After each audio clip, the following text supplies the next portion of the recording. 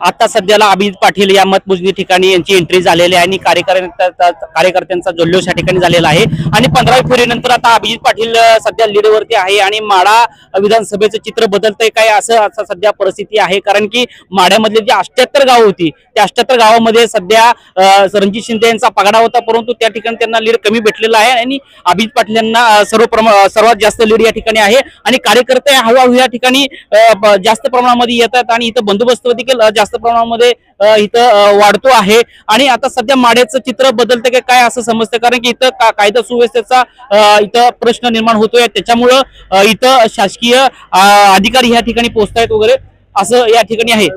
आणि 15वी फेरी मध्ये अभिजित पाटील यांना या ठिकाणी 5300 लीड आहे।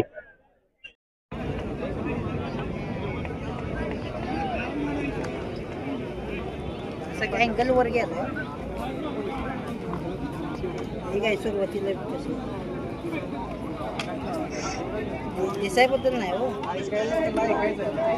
अहो अँगल आपला आला पाहिजे।